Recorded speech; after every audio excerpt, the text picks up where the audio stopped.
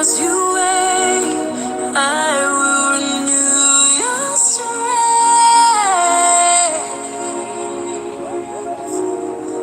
As you wait, I will carry you on my wings.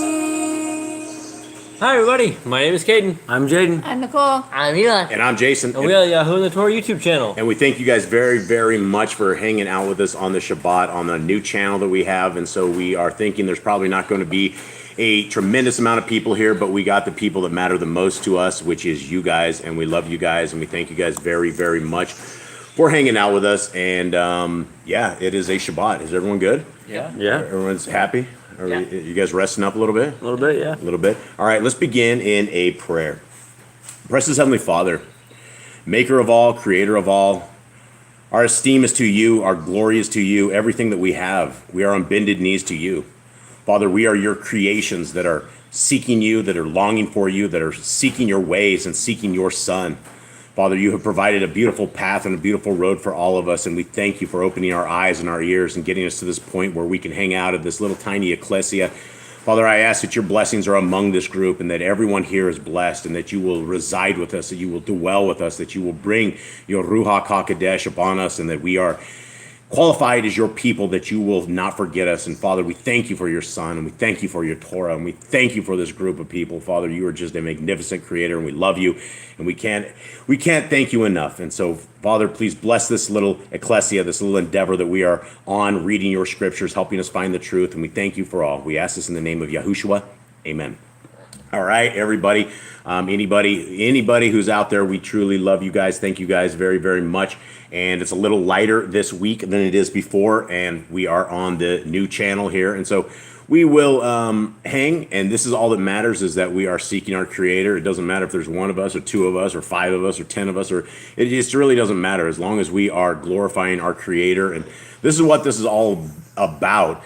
We were never told to go build 501c3 churches or jump out in the middle of the world and try to go build kingdoms and build our own stuff here. What we're doing is we're waiting on the real kingdom to come, and it is waiting with people like you guys. And we are seeking our Creator, and we're seeking him, and we're seeking his ways. And last week we have a family that totally dominated the little quiz here, and it is really good because there are only a couple of families here.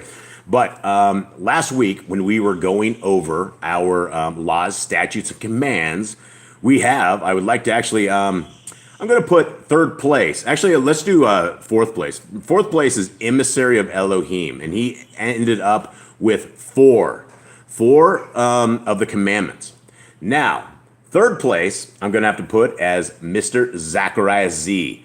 Mr. Zachariah Z got 8 commandments. They both did. Now I'm taking this a step further, because little Damon, he is going to actually, he would be tied with his dad for second and third, but I'm going to give him the second place right here because of his youth and his ability to outbeat his dad. And so he's in second place with 8, and you're never going to believe who made number 1 with 22 commandments that she found, and that's Mrs. Rhiannon.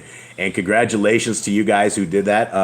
Very, very good. I'm sure our Creator is very, very happy that we're hanging out and we're discussing his ways and his topics and things of that nature.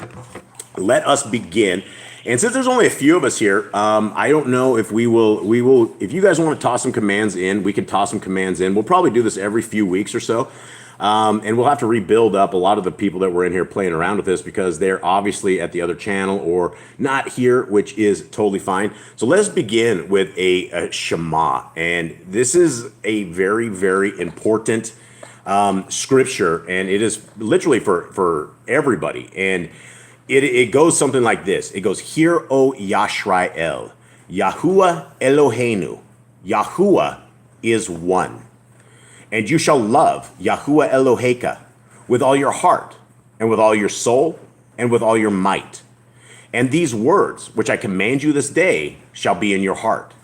And you shall teach them diligently unto your children, and shall talk of them when you sit in your house, and when you walk by the way, and when you lie down, and when you rise up. And you shall bind them for a sign upon your hand, and they shall be as frontlets between your eyes. And you shall write them upon the posts of your house and on your gates. Okay, gentlemen, around this table, tell me exactly what did we just read? What is the Shema, and how do we apply this particular verse to our lives? The Shema is hear and obey. It is listen here. You need to obey these commandments. You should love YAHUAH with everything you have by obeying his commandments. Yeah, and so we are told that we are to write these upon our heart, that with all of our heart. Jaden, how do we do something with all of our heart? What does that mean exactly? It means we put our being into it. We do everything we can to do what we are told, to follow this. We do try to do our very best to not stray away from what we are told. If your parents tell you to do something with all your heart, what does that mean for you? That means complete the mission. Do what you are told and do it to the full extent. Right, and there's no slacking, there's no skipping out on. If you're to do something with all your heart, that is a complete full circle. That is something that we must do. And so it continues on, and it says that we should teach them unto our children. Right? Why would we want to teach the laws of our Creator to our children? Anyone? Well, we want to do it so the generation don't stray away, because we look at the sons of David. Solomon did well for a little bit, then he stopped following commands, and since he fell away, his son didn't follow commands, and it kept getting worse until they lost up to half the reign of Yisrael, and they only had Yehuda at one point. Yeah, and so we have a lot of examples. What other examples do we have of families in the scriptures that fall away? Cade, Eli? I mean, we have the captivity. We have the captivity itself. 2 or 3 times they fell to the Philistines. They fell to Babylon. Each tribe got 10 tribes never returned because they disobeyed and because they never followed the commands. Yeah, and I mean, you can look at, simply enough, Cain. If you look at Cain, I mean, he was right at the beginning of this line, and you would think that he would know all of this, but unfortunately, he was not. Wasn't etched far enough into his being that he dwelled upon this, that he loved this with everything he had. So if we're told that we need to talk of it when we sit in our house, are we doing this right now? Yeah. Are we talking about this? Yes. And all of our family out there, as you guys are sitting here listening to this, we are completing this commandment because we're sitting here talking about them, and we're talking about the usefulness of them and how they must apply into our lives. And why wouldn't you not want them to apply to your life? What would the situation be where you wouldn't want them to apply to your life?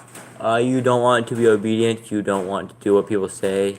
Yeah, you want to be on the other side. There is We only don't care about what our Creator says. Yeah, there's only one side. We have Elohim Most High and his ways, or we have Hasatan, and he doesn't really have any rules. His rules are do as you want, enjoy it up, make your best life now. And so that is a lot different than the ways of Yah.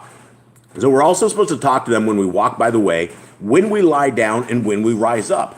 What is this telling us? Okay, so if we sit down, we know that these are 3 different positions that we have, right? We're sitting, we're laying down, and then we rise up, right? So here we are. He told us 3 separate ways, and I guess the only other way is if we're running, right? We're sitting, we're standing, and we're laying down. What does this mean, and why is this Shema so important to us? It's basically at all times of your life, you should have this on your mind. It is basically if you are walking in the way, if you are laying down, if you are sitting around, you need to be remembering the Torah at all times. Yeah, and the next thing is you shall bind them for a sign upon your hand, and they shall be as frontlets between your eyes. Now, if I take a magic marker and I put a dot at the end of your nose, what do you think you're going to see all day long? The dot. You're going to see a dot on the end of your nose. So if we're supposed to put these as frontlets between our eyes and a sign up on our hand, what does this mean, gentlemen? What does this mean? First, we know that we're supposed to have them. We're supposed to talk about them when we walk, when we lay down, and when we rise up. But then he says we need them on our frontlets between our eyes and a sign, and bind them on as a sign towards our hands. What in the world can this mean? He's saying that we have these so much that basically our hands do what the Torah says to do. Basically, our hands are works of the Torah. We are doing what the Torah says, and it's frontly between our eyes. It's on the front of our eyes at all time. It's what we're always seeing because it's what we have written on our hearts.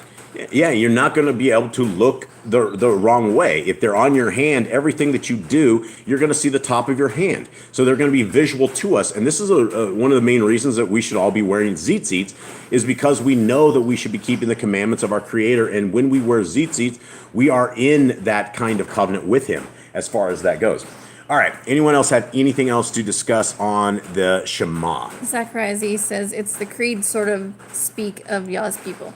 Yeah, it is the creed. Yeah, absolutely. It's the creed. And when we understand how important this is, our Creator has not just said, well, just remember this one time a year or recite this one time a year or something about this. This is when we are laying down, rising up, when we're taking off, when we are, every part of our life, it needs to be embodied into our life that we are unable to sin against our Creator because we have these emboldened and embedded into our hearts, minds, and souls. Okay. Let us get into a little bit of praise and worship real quick. Gentlemen, what do you guys have for praise and worship? Nicole has one. I know she has one. Jay, do you have something?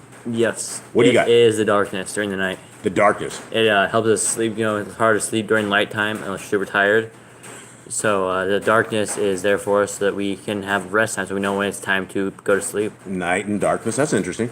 Nicole, what do you got? Mine's balance. Balance. I had a headache this week and my balance was totally off. Like I was dizzy and I felt like I was going to tip over. So I'm thankful that we have the balance that keeps us upright where it should be. That is amazing. It is amazing. The senses that we have with our Creator, He has given to us. And those are things that vision, balance, smell, taste, all of these things that once we lose them, we become real clear that, wow, we had something so great, and then we've lost that. And balance is one thing. Eli, what do you got? I was thinking for this taste.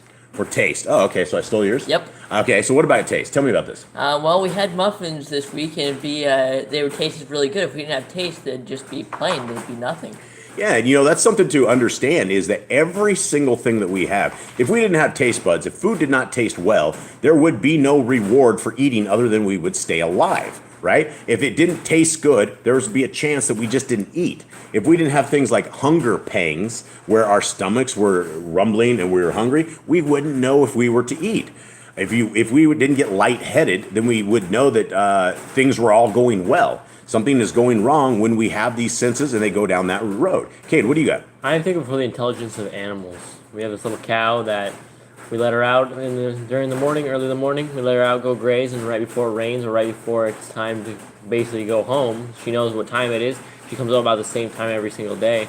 Same with dogs. They can learn certain tricks. They learn commands from humans. They basically become almost a certain level of human. They understand things. They act like humans to a certain degree and things like that. Yeah, I wouldn't say to a certain degree. I would say absolutely to a degree that animals are incredibly, amazingly smart. Like we are able to, you look at the dogs, and here's the thing is when we give dogs our baths around here, they figure it out real quick that the day is a bath day, and they get wild. All of a sudden, they see us in different outfits, or they see somebody in different clothes, or they see us starting to sweep up a different area. They know it is game on. They know all about this. I come walking out in what I have, like, I guess what you guys would call irrigation boots, but they're like rubber boots, and it's a different outfit than I normally sit on and around here. And so the dogs just start going crazy. They understand this stuff, and when you talk to dogs, they literally will understand. You tell them, go inside, go outside, sit. These things are as intelligent as humans, and to a certain degree. They're not as bright, but the intelligence that our Creator has bestowed His animals upon is yet another reason that we should not be disputing creation. We have just love and intelligence and amazingness with His animals, and yes, those are all beautiful things, and thank you guys very, very, very much for this. What you got? Zachariah Z says, I'm thankful for relationships, especially the ones that Yah brings together.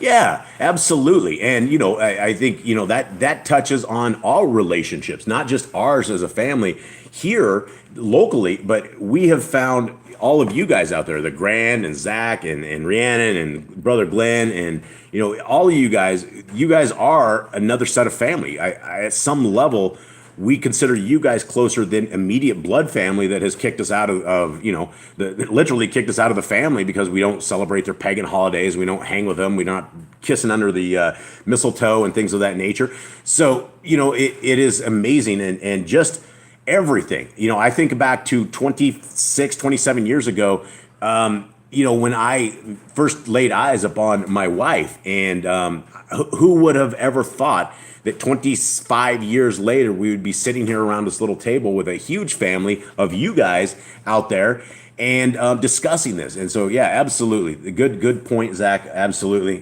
Relationships are amazing. Our Creator has built families. He built man and woman to be together. He gave us everything we need to exist in happiness. And the only thing we ever miss is the Torah. And that's when we don't have the Torah and we don't have the faith of Messiah Yahushua, then we're in deep troubles.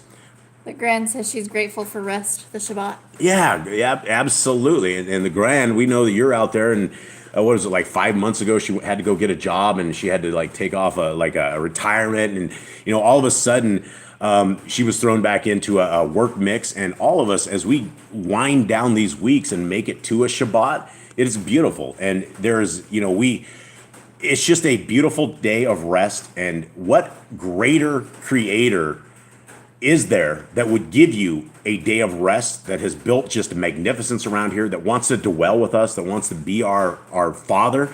And we just have to be obedient. And that's pretty much what the world is missing right here, is the obedience. Okay, gentlemen, are you guys ready to do the most important thing that we do all week long, which is the laws, statutes, and commands of our Creator? And so we will begin with this, and I will begin, and we can zip through these because I know a lot of the same people are here, but still, what you got, Eli? Did you do the calendar? Oh, I didn't do the calendar. No, thank you, Eli. Middle one. That's not it. All right, there we go. So today is month 9 on the Creator's calendar. We just had a new moon on Thursday. I hope you guys all blew your shofars. And today is the 7th day on our Creator's calendar. It is the 2nd day of his month, and the Babylonian satanic calendar is 11/26, so it's November 26th. So we will begin here, and gentlemen, let's enunciate. We don't have to drive real fast. I realize by the time we make it to 174, we all want to finish the list, but these are good times. These are things to listen to, and these are for future generations. And we will begin. Number 1, Be fruitful. All right. Multiply. Replenish the earth. Subdue it. Have dominion over the fish, fowl, and every living creature. The herb bearing and every tree is for food. Man and woman should build their own families. Master sin. Every clean moving thing that lives shall be food for you. Do not eat the blood. Walk before me and be perfect. Guard Yahuwah's covenant, laws, statutes, and commandments. Over and over and over, times 53 times, my friends. This is the biggest one. I'm going to pause on this. I probably should pause every single week. It's right here. 53 times. This is how important this command is right here. If our Father says something more than once, if he says something once, we better do it and better believe it.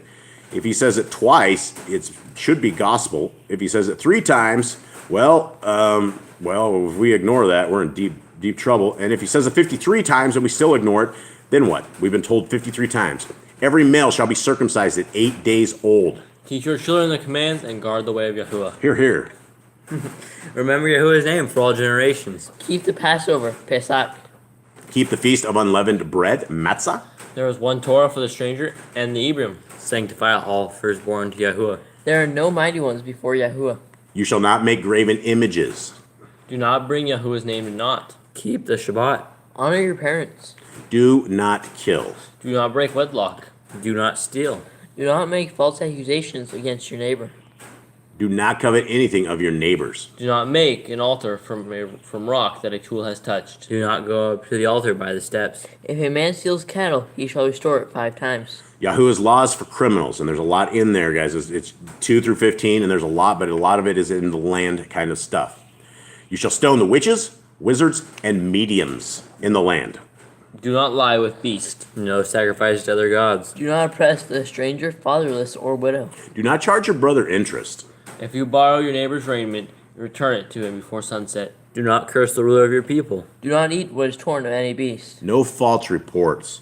Do not follow a multitude of evil. Do not judge unrighteously against the poor. Bring back your enemy's cattle if you find it going astray. Help the animals of your enemy. Stay away from rumors and gossipers. Take no bribes. Do not oppress a stranger. Love the stranger. Give your land rest in the 7th year. Do not mention any pagan names. Keep the feast of Yahuwah. Do not cook your goat in his mother's milk. Obey the messenger Yahuwah sends before you. Do not bow down to other Elohim. Serve Yahuwah. Make no covenant with other Elohim or outsiders of the land. Do not make or use this anointing oil on a normal person, which is 57, and 58 is also the same kind of a formula. We don't make that as non-priests of Yah. Do not eat the fat. Do what you say you are going to do. Return what is your neighbor's.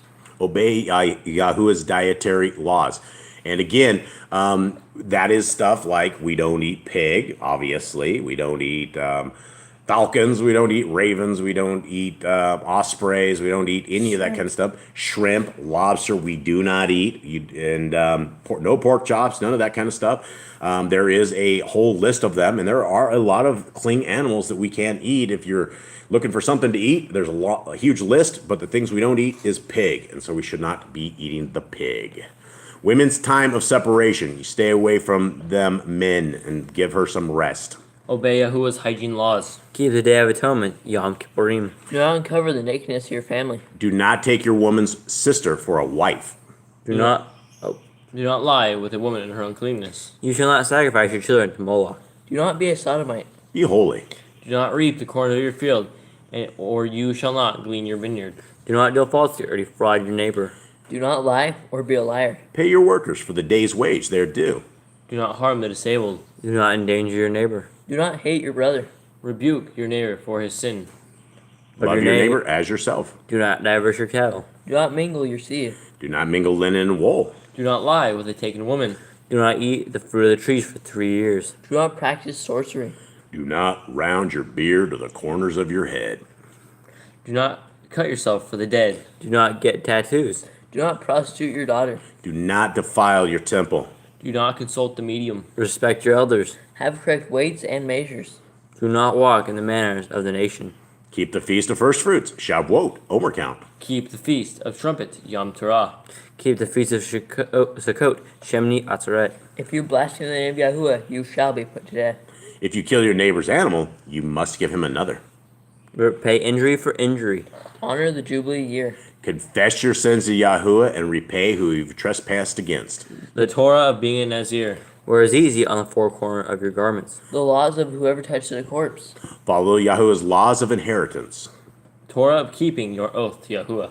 When in the land, the laws of murderer and victims' families. Do not add or take away from the word. Guard your soul. Learn to fear Yahuwah. You shall love Yahuwah with all your heart. Bind the laws upon your hand and the frontlets between your eyes. Hear, hear. Write the laws on your doorposts.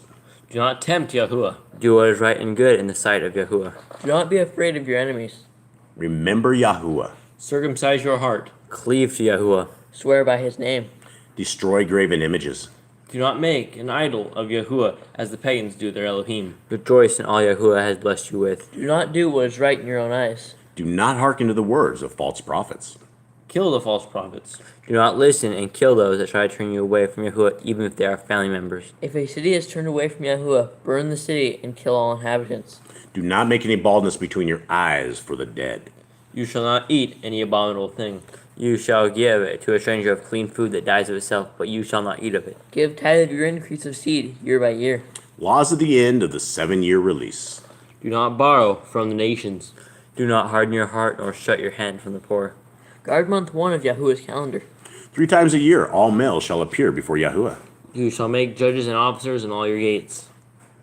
Do not plant Athroth poles near the altar. Any man or woman that has done wicked things in your gates shall be taken out and stoned. There must be 2 or 3 witnesses. Hearken to the prophet Yahuwah has chosen. Prophet test of Deuteronomy. Do not remove your neighbor's property line. How to deal with false witness among Torah keepers. The first child is yet double portions. The law of the wayward son. If a man is hung to death, he shall not remain all night.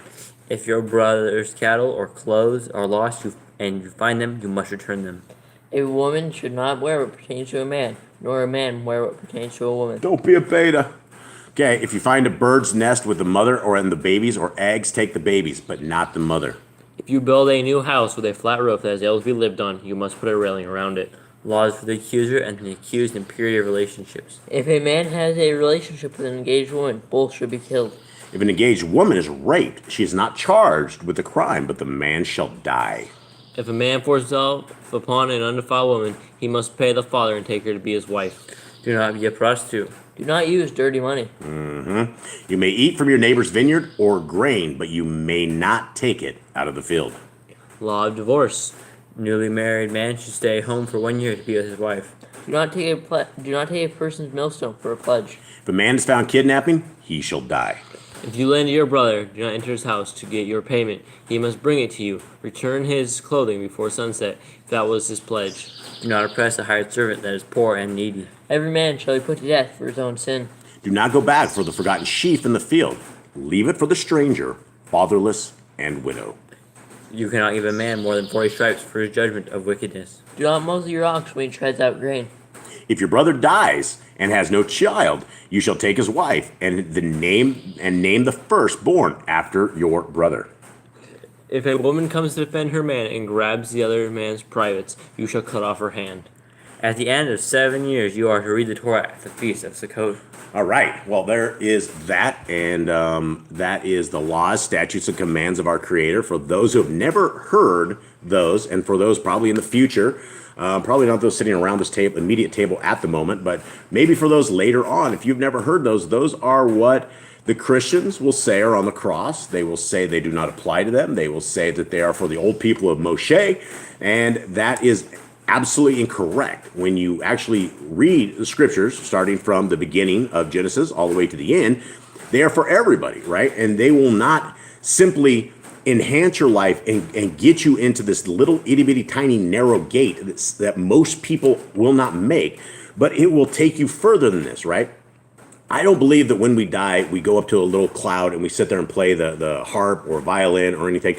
I think our Creator, and I think the road to Mount Zion is going to be paved with the same kind of world that we are in right now. When it's all over, when Messiah YAHUAH comes and reigns, and it's a 1,000-year reign, you can tell from scriptures that it is a wild time, that people are not good for the most part. The world is still crazy. So we're going to have a lot of work to do. It's not just playing fiddles and violins and things on the clouds. This is about a job and a mission that we have. And the recruitments, the people that are building this resume, are the people right out of the gate that are in covenant with our Creator. You don't get to be in covenant with our Creator when you're eating ham sandwiches and you're doing Thanksgiving and Christmas and things of that nature. Our Creator is not in any of those. He frowns upon any of those worldly things, and it is a small gate. And I want to remind everybody that it is a very small gate, and it does say most do not make it through the gate, and that should be a concern for absolutely everybody. Cole, you got anything in the chat room? Emissary Elohim showed up. We have Zachariah, Rhiannon, Damon, the Grand, and I think that's it. All right. Well, that's our family. That's Michelle. Oh, Michelle. Hey, thanks, Michelle. And Michelle is a dear sis who has been helping us out as Nicole and she are putting together basically what we are doing is the OCR. And so we're taking everything from a hard to find scriptures that nobody has ever been able to find, and we are putting this online. And when we have done putting this online, we're gonna give this thing away for free to the entire world for the rest of our generations. So hopefully long after I'm gone, they will still be giving this PDF out to the world. And there are a tremendous amount of downloads of the Hallelujah scriptures. And for those in the future generations, if you look at our website, YAHUAHandtheTorah.net, and I'm sure there'll be a link here somewhere on that. You can download the Restored Hebrews Name Version Scriptures right now. The full PDF, it's 120 megs, absolutely free. There's a lot of other books on there. If you guys don't like to read books, there is a complete Torah in MP3. You can have the entire audio book. You can sit there and listen to the absolute beautiful word of our Creator in just a movie style scene, and you can go through the entire Torah. So if you're having a hard time reading through it, click play on YAHUAHandtheTorah.net. Share those audios out. Share this book. It's the word of Yah. Share it to everybody. So let us get into this, and let us get into our reading for today. All right, what do you guys got over there, Eli and Nicole? We gotta change me to a moderator on this channel. You can't post I links? can't post links. Okay, so she can't post links. She's limited. I gotta fix that. Okay, and so we are going right here. If you want to find us, go to YAHUAHandtheTorah.net, and you can go to the downloads down up there. And it's YAHWAHandtheTorah.net for anybody that is out there. Okay, so what we are reading today, guys, we are in Bereshit 11. We are in Genesis 11. And the bottom version of this is what we have called now Yah's scriptures, because they are nobody's scriptures except his. He's the one that preserved them for us. He's the one that gave them to us, and there should be no charge ever There should never ever be charged. The word of our Creator is to be told. It is not to be sold. And so let us get into this reading real quick. And at the top of this is called the Targums. Now, guys, let me give a quick clarification on the Targums. I, as a person, and we as a family, have never read through the Targums from front to back, ever. This is the first time reading that we are doing this with you guys. So if you are a little suspect of the Targums, so are we, right? And what we are doing is we are going to be completely looking at this. And we've gone through the Torah on this channel a couple times, and we've done it where we listed out all the commandments and we did everything that we were looking to do. And so we are somewhat versed in what the Torah is. We just read through 174 commandments. Now, if we find commandments or we find something that goes against the 174 commandments that we just barely read, then it violates Deuteronomy 4:2. And that says, do not add to and do not take away from the Torah. And so as we are all reading the Targums along with the real scriptures, we are all going to have to be judges and find out what this is. And there's no way that we'll ever understand this unless we read through it and find out what there was. And what we've found so far is that the month names are all Babylon stuff. And so it is a little it's a little different when it comes to that, but the same scriptures that we use in the regular Bibles all have they have the month of Tammuz, or they have the month of Aviv, or they have things like that. And those are all, number one, Tammuz is a what they would call a god, right? It's just the son. It's the son of Nimrod and Semiramis, and they named it a month out of Babylonian mysticism stuff. So that's what we're trying to avoid, and we're trying to get this. And I can hear the rain coming from a distance, guys, and so things are probably just about to get really noisy. I know you guys don't worry about that, so we're not going to worry about that. We'll just get to reading this, and if you guys have any questions or anything in the comment section, pop them up there, and we will break as we will go through and discuss all of what you guys are discussing. So here it is, Genesis 11. And it came to be, all the earth had one language and one speech. And it came to be, as they departed from the east, that they found a plain in the land of Shinar, and they dwelt there. Okay, I don't want to go past number one here because I thought that was something we should talk about. What language was the world? Hebrew. So there was one language across the entire world. We had one language, and is it modern Hebrew, or what kind of Hebrew would it be? Very old Paleo Hebrew. Paleo Hebrew, and Or so pictograph. or pictograph Hebrew, yeah. And so this is what we have. We had one language prior to this, and here comes that rain, guys. So we will do the best we can. Do I need? Okay. Yeah, you can read the So at the top on the Targums, and all the earth was of one language and one speech and one counsel. In the holy language spake they, that they which the world had been created at the beginning. And it was while they were journeying from the east that they found a plain in the land of Babel and dwelt there. Okay, so we got a little bit more out of the Targums right there than we just had in chapter 1, right? And so let's go over to the Jerusalem translation of this, and it says, and all the inhabitants of the earth were of one language and of one speech and one counsel. For they spake the holy language by which the world was created at the beginning, while their hearts erred afterwards from the word of him who spake, and the world was at the beginning, and they found a plain in the land of Pontus and dwelt there. Okay, this thing says a land of Pontus, because the verse 2 it says Shinar. So let's go over here, verse 2 into the Hallelujah Scriptures at the bottom. Anyone have any comments or anything at the top of that? No, nothing yet. Okay, you guys good? Yeah, scriptures. Huh? Yeah, scriptures. Yah's Scriptures. What did I say? Hallelujah. Did I say Hallelujah Scriptures? Yeah. Oh, yeah, it's Yah's Scriptures. Forget Hallelujah Scriptures. They lost the ability to keep Yah's things. They did bad things. Okay, 2. And it came to be, as they departed from the east, that they found a plain in the land of Shinar, and they dwelt there. And they said to each other, come, let us make bricks and bake them thoroughly. And they had brick for stone, and they had asphalt for mortar. Okay, are we at the top Yeah, of that? keep going. Okay. Anyone have any thoughts on anything right here? We get a lot of detail on these by Jasher. I don't know if Yep. we get it here. We get nothing here. But I've been reading Jasher this morning, and yes, there are a ton of details that I will throw in on this because I have been reading Jasher.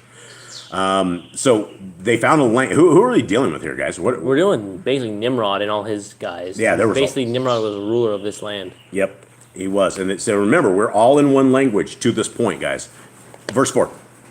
And they said, come, let us build ourselves a city and a tower whose top is in the Shemaim, and make a name for ourselves, lest we be scattered over all the face of the earth. Then YAHUAH came down to see the city and the tower which the sons of men had built. Okay, now we're starting on back of the top of the Targums. And they said, a man to his fellow, come, we will cast bricks and put them in the furnace. And they had brick for stone and slime for cement. And they said, come, we will build us a city and a tower, and the head of it shall come to the summit of the heavens. And we will make us an image for worship on the top of it, and put a sword in his hand to act against the array of war. Before that we were scattered on the face of the earth. And YAHUAH was revealed to punish them for the work of the city and the tower which the sons of men builded. Okay, what do we have for this, guys? Let's talk about So this a little that's bit. something new we don't hear. They put up an idol on Yeah. top with a sword. We never heard of that. We had never heard of that before, and that makes a lot of sense because we didn't know. A lot of people wondered if this Tower of Babel was some sort of a portal, like something like people talk about portals being on Mount Hermon, where the fallen angels have come. They believed that Nimrod had some sort of power, and that this was more than, it was kind of like the pyramids, or there was some sort of magical, I'm not going to say magical power because it's all demon influenced stuff, but it was a power that was not Yah based power. And so this was interesting. It also says this is us boys, we've all built this house. We built this house from scratch, and they said they put the cement together with slime. What do you guys make of this? I don't know if it was so much time. Maybe like where you take like the clay from the dirt and you mix it up and you make some sort of like mortar with it. Yeah, but you would have to.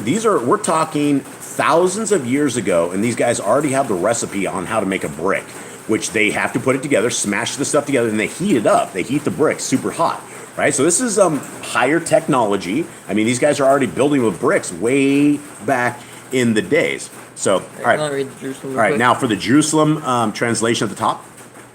Jerusalem. And they said, come now, and we will build us a city and a tower, and the head of it shall reach to the summit of the heavens. And we will make us in it a house of worship at the top, and we will put a sword in his hand, lest there be set against him the array of war, before we were scattered upon the face of the earth. Okay, so this told us something even more, and this is why I find that the Targums very fascinating, because we did not know this. We did not know why they were there, but it makes sense that they stick with some giant idol up there with a sword in his hand, right? That's the god of, or lowercase god of Babel. Okay, where are we at? 6. And YAHUAH said, look, they are one people, and they all have one language.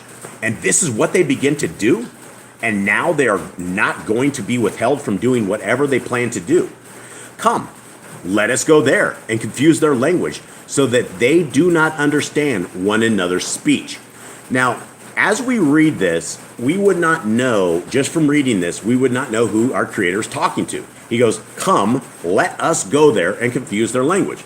So you don't understand this unless you read Jasher, where or this might actually tell us in the Targums, but who is us? Who's he talking to? The angels, Who? What angels? the messengers. How many angels are there? I think there's 70. It says right there. Oh, it does say in the Targums? Okay. Yeah, so this is something that if you just read the regular scriptures, you would not know. If you read Jasher, you would figure this out. And it looks like if you read... Keep going here first. Okay, thanks, Eli. Keep me on track.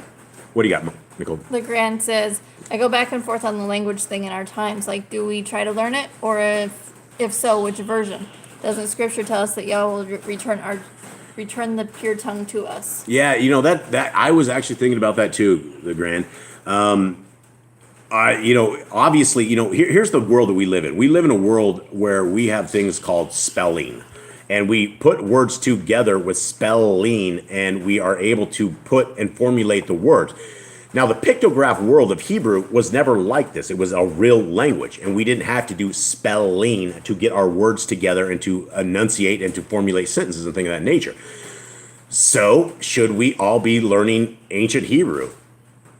Probably. I mean, I would say that's probably. I mean, if nothing else, yes, Yah will probably deliver it to us, and we know from Daniel. Was it Daniel who learned all those languages? I know Joseph. Joseph, that's right. It was Joseph that learned all those languages. Joseph had to. It was basically overnight. One of the angels taught Joseph how to speak a whole bunch of languages, 70. all 70 languages, and he was able to make it up to the king's little steps and talk to him where nobody else would. And I guess a little bit of trivia back in the days is there was all these stairs that led up to the top of the king. And so if you knew 4 languages, you would walk up 4 stairs, and then the king would come down certain mounts and you would talk to him. If you knew 25 languages, you would go up 25 stairs and the king would come down. If you were able to talk to him in like all 70 languages, you'd walk up to like the 3rd stair right before his seat. And so that's the power of our creator, is he gave that to Joseph, to do that. All right, where am I at, Eli? You can, let's see. 6? You just read 6. 7. Okay. So yeah, come and let us go there and confuse their speech, that they do not understand one another's speech. And YAHUAH scattered them from there over the face of all the earth, and they ceased building the city. That is why its name was called Babel, because there YAHUAH confused the language of all the earth, and from there YAHUAH scattered them over the face of all the earth. Okay, now we're back to the Targums at the top, friends.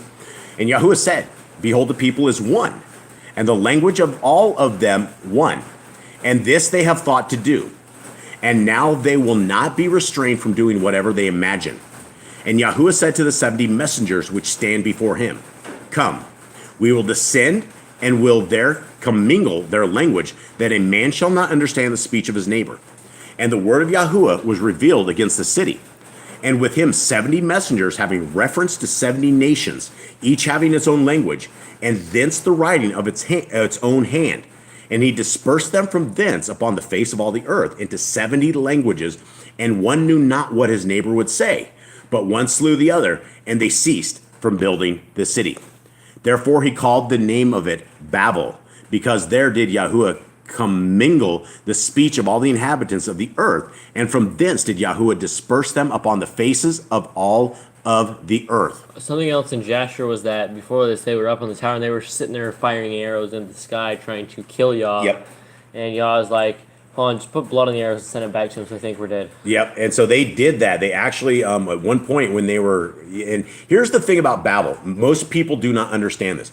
It took them 1 solid year from beginning moving the bricks at the bottom of Babel to get to the top. So they began every single day and they loaded up all the new bricks, all the new people, and this people you would not see for 2 years because they went up to the top of it. Now it says that the people, if you dropped a brick from the top of Babel, it was everybody cried. Everybody was broken. 1 single brick, because it was so far up and it took so long to get there. But they saw people falling off the side of it all the time, and they didn't care. It didn't matter. Humans could fall. They could get all buggered up and dead, obviously dead. And it didn't matter. But they mourned because of the bricks that they were doing. And when you come to the understanding that it took a year to walk around, I think it was a year, wasn't it? To walk around the circumference of the I think bottom? it was 3 years was the circumference of the Yeah, bottom. it was so wide that at the bottom of it, it was over a year. I think I just read this. I should know, but I think you're right. It might be 3 years to walk around the bottom of the circumference. But to get to the top, if you were a brick person, you began your journey, and you would have to take up with you enough resources to make it to the top in a full year's time. And then it would take you probably another half of a year to get down, maybe less than that because you don't have a load. So it was probably a third of a year to get down, a year to get up. That's an enormous building. And after their language all got confused, they kept trying to build, but whenever they got the wrong thing, they'd splash it on the people who brought it to them. Yeah, and that is exactly right. Yeah, so the builders would see that the people brought the wrong stuff because they couldn't understand them, and they would throw them at them, and they started fighting, they started killing each other. It became a place of war. Instead of everybody being unified to fight against our Creator, they were all anti-unified against themselves, and they couldn't even get their supplies done. And so that is the brilliance of our Creator, is that he solved all of this by simply confusing the humans. Simply. Okay, where are we at? 10. This is the genealogy of Shem. Shem was 100 years old and brought forth Arpachshad 2 years after the flood. And after he brought forth Arpachshad, Shem lived 500 years and brought forth sons and daughters. And Arpachshad lived 35 years and brought forth Shelach. And after he brought forth Shelach, Arpachshad lived 403 years and brought forth sons and daughters. Now, one good thing is I did not name you guys Arpachshad, because that is a hard word to say. And I would be yelling, Arpachshad, what are you doing? I just call it RPAC for short. Yeah, I don't think I'm even saying it right either. Here it says RPAC Shad. Arpachshad. And I mean, there's the K. What does that mean, guys? How do we pronounce it with a K under this thing? You guys remember that? I don't No. remember. I think it was like a k sound, Well, that's how it like normally a ch k. Like, Study that Okay. part as I'm doing We're going to look this up real quick. So, okay, so what do we have to make of this, guys? Shem was 100 years old and had his first kid. I mean, that's like really old. So it's like a KH Kush. KH? Yeah. So Park Shad, something like the sort. Okay. Arpachshad. Yeah, I need Scribe Theodore. He's really good at this. Okay, here we go. 14? Where are we at there, Eli? Yes, we are Yes. on. Okay, and Shelach lived 30 years and brought forth Eber. And after he brought forth Eber, Shelach lived 403 years and brought forth sons and daughters. And Eber lived 34 years and brought forth Peleg. And after he brought forth Peleg, Eber lived 430 years and brought forth sons and daughters. It was like 860. Okay. Just keep going. All right. And Peleg lived 30 years and brought forth Reu. And after he brought forth Reu, Peleg lived 209 years and brought forth sons and daughters. And Reu lived 32 years and brought forth Serug. And after he brought forth Serug, Reu lived 207 years and brought forth sons and daughters. And Serug lived 30 years and brought forth Nachor. And after he brought forth Nachor, Serug lived 200 years and brought forth sons and daughters. You got something going on? Anything? Tess and Cindy and Abby Oh, and Cindy Ollie. LJ's there? Yep. And Ollie and is Abby? Abby. Abby? All and right. Grandma's Tess. Oh, Grandma's Tess. She's here too. Oh, hey everybody. Hey Tess, hey, much love to you guys. Oh, this is the family. We can move to any other channel anywhere, and as long as we have you guys, we are here and we are blessed. Thank you guys so much. And little Ollie and Abigail and Cindy L. Good to see you guys. Much love to you and the family here. Okay. We are going to jump to the top of this, and I know this is some of this is dry reading. This is going to get better over the weeks and things of that nature because it gets more interesting. So let's get through this. These are the generations of Shem. Shem was a son of 100 years, and he begat Arpachshad. Did it say 100 years in your guys's? Yeah, Yeah. he was 100 years old. 100 Yeah. years old. Okay, and he begat Arpachshad 2 years after the deluge, and Shem lived after he had begotten Arpachshad 500 years and begat sons and daughters. And Arpachshad, see, this just says different. On this, it says Arpachshad. It's Maybe H is silent, or maybe it's a ha. Maybe. I don't know. Arpachshad lived 30 and 5 years and begat Shelach. And Arpachshad lived after he begotten Shelach 430 years and begat sons and daughters. And Shelach lived 30 years and begat Eber. And Shelach lived after he had begotten Eber 403 years and begat sons and daughters. And Eber lived 34 years and begat Peleg. And Eber lived after he had begotten Peleg 430 years and begat sons and daughters. And Peleg lived 30 years and begat Reu. And Peleg lived after he had begotten Reu 209 years and begat sons and daughters. And Reu lived 32 years and begat Serug. And Reu lived after he had begotten Serug 207 years and begat sons and daughters. And Serug lived 30 years and begat Nahor. And Serug lived after he had begotten Nahor 200 years and begat sons and daughters. And Nahor lived 29 years and begat Terach. And Nahor lived after he had begotten Terach 116 years and begat sons and daughters. Okay, so finally we got through this. Now, guys, why is this important? I know this is terribly dry reading on some of this, and it's not real, truly exciting. But why is this very important that we get all this? It's like your family lineage, right? Like, it shows that you have a history. It shows that history is real. Because if you look back and you go through the history, you see who's who and where they came from, and you can trace it all back that it's true. Yeah, and we can chase this all the way back from where our Messiah, basically we can chase it right to the line of our Messiah, which is why the scriptures are very, very important. It just doesn't tell us these stories and it's some fictional book. It gives us genealogy, it gives us history, it gives us all of these things that we can put two and two together and find the correct history on what it is. Okay. 24. So the H and the K, with the H with the dot and then the K with the line, they're Yep. pronounced as CH. CH, so like Tarok, Like Bach. Like Tarok, and you said the H? the H is the same. They're both like Nakor. CH. Nakor. Nakor and Tarok. Okay. All right, so there we go. We're getting more spiffy here with our pronunciations. Okay, 24. And Nakor lived 29 years and brought forth Tarok. And after he brought forth Tarok, Nakor lived 119 years and brought forth sons and daughters. And Tarok lived 70 years and brought forth Abram, Nakor, and Haran. And this is the genealogy of Tarok. Tarok brought forth Abram, Nakor, and Haran. And Haran brought forth Lot.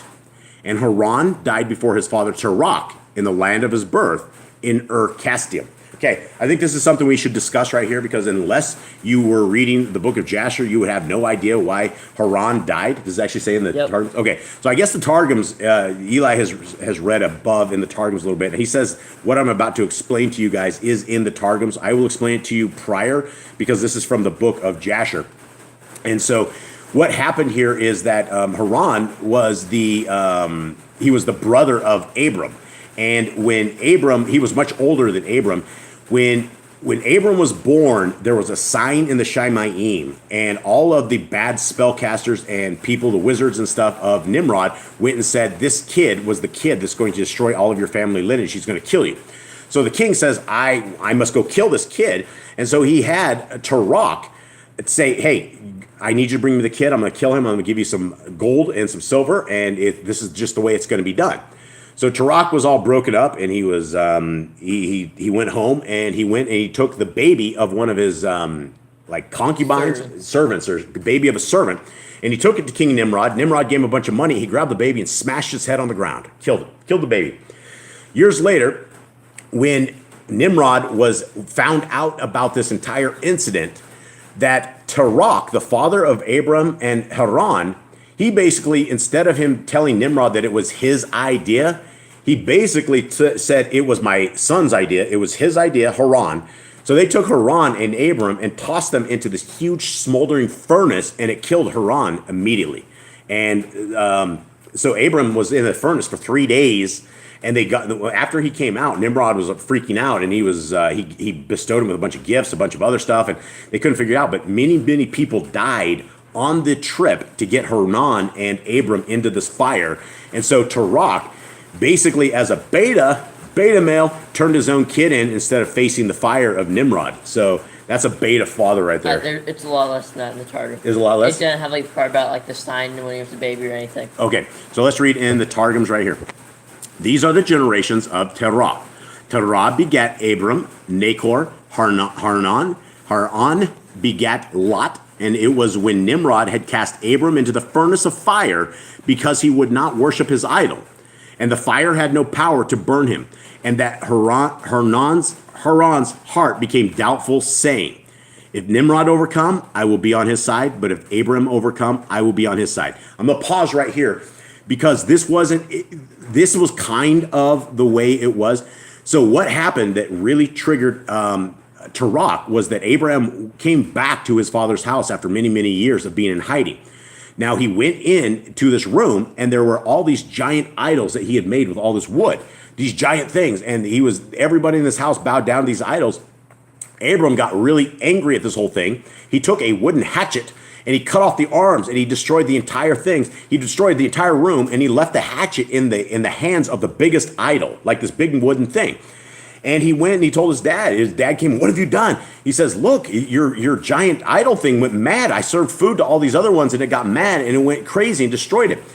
Well, then at the end of it, Tarok says, this is not, you're lying to me. This is not what happens. These things can't do anything. So Abram destroys that last idol and splits. So Tarok goes to Nimrod and goes, this guy just destroyed all my idols. And then he had to come clean about all of this. And so he ended up getting his oldest kid killed because of his lies. This was an incredibly twisted story. All right, so let's continue on. This is back to the Targums. And when all the people who were there saw that the fire had no power over Abram, they said in their hearts, is not Haran the brother of Abraham, full of divinations and charms? And has he not uttered spells over the fire that it should not burn his brother? Immediately, Minyad, out of hand, there fell fire from the high heavens and consumed him. And Haran died in the sight of Terach his father, where he was burned in the land of his nativity, in the furnace of fire, which the Kasdai had made for Abram his brother. And when Abram and Nahor took them wives, the name of Abram's wife was Sarah. I think we're in the next section. Yep. Okay, so hopefully everyone is understanding that. Unless you have Jasher and all this, none of that would make sense. And just, this is again, I would rather have extra stuff in the Targums and at least a little bit of extracurricular stuff than not have anything. We would not have known why this guy died or that he was a derelict parent and he was a liar and he got his kid killed. Excuse me. All right, so here we go. I think. Excuse me. And Abram and Nahor took wives. The name of Abram's wife was Sarai. The name of Nahor's wife, Milcah, the daughter of Haran, the father of Milcah, and the father of Yishka. And Sarai was barren. She had no child. And Terach took his son Abram, his grandson Lot, son of Haran, and his daughter-in-law Sarai, his son Abram's wife, and they went out with them from Ur-Kasdim to go to the land of Canaan. And they came to Charan and dwelt there. And the days of Terach came to be 205 years, and Terach died in Charan. Okay, so now we're back up here. Yep. And Okay. Yep. And Abram and Nahor, so we're back to Jerusalem, or the Targums guys at the top. And Abram and Nahor took to them wives. The name of Abram's wife was Sarah. The name of the wife of Nahor, Milcah, the daughter of Haran, the father of Milcah, and the father of Ishka, who is Sarah. And Sarah was barren. She had no child. And this is the other version of this. And Sarah was barren. She had no son. And Terah took Abram his son, and Lot bar Hanan, the son of his son, and his daughter-in-law Sarah, the wife of Abram his son, and went forth with them from Ur of the Kasdai to go to the land of Canaan. And they came unto Haran, and dwelt there. And the days of Terah were 205 years, and Terah died in Haran. Okay, so the dates, I noticed the numbers are all the same, right? The same, what we have, 205. He says 205 years. I mean, everything seems to be exactly with Scripture so far. And so I guess this is the end of our reading here, and I hope this has benefited somebody out there. This is, this is all part of the Torah. If you guys do not know what the Torah is, it's Genesis, Exodus, Leviticus, Numbers, and Deuteronomy, and it is what the guideposts of life are. And so hopefully you guys have gotten something out of this, and hopefully we are able to figure this out, and that the Ruach HaKodesh is upon all of us. And what else do we have? Shalom to Brother Glenn. He Yeah, joined in. Brother Glenn made it. Hey, Brother Glenn, much love to you, brother. Thank you so much for joining in here. Much love. And I guess that is it. Let's do our Aaronic blessing. Jade, you ready for that? Okay, before we leave, guys, this is we're going to do our Aaronic blessing, and then we are going to play our last little ditty here. And guys, let this blessing be blessing you guys. Let this be.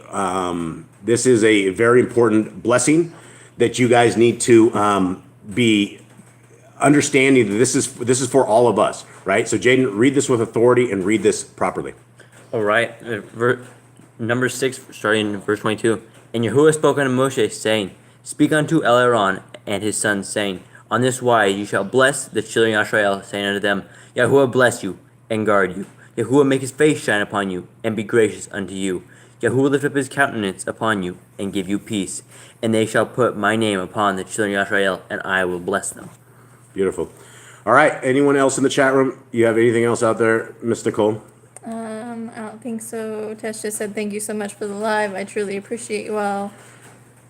Yep. So we have a couple grandmas out there, and so we will gladly adopt all of you guys, and we thank you guys for adopting us. And to everybody out there, Oliver, Abigail, Cindy, Tess, Zachariah Z, Rhiannon, Damon, Emissary of Elohim, Emissary of Elohim, and Yami. Yami. Yeah, if you're Ami, you're out there. Michelle. Yeah, Michelle. Thank you guys very, very much for being part of this. And I guess that's it. Thank you guys very, very much. Eli, what are we going to end with this today? I don't know.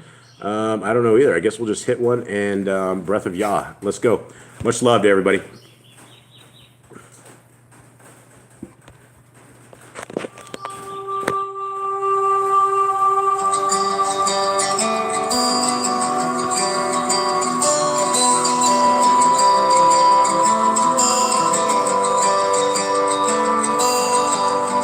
And Yahweh came upon me, and he took me far away.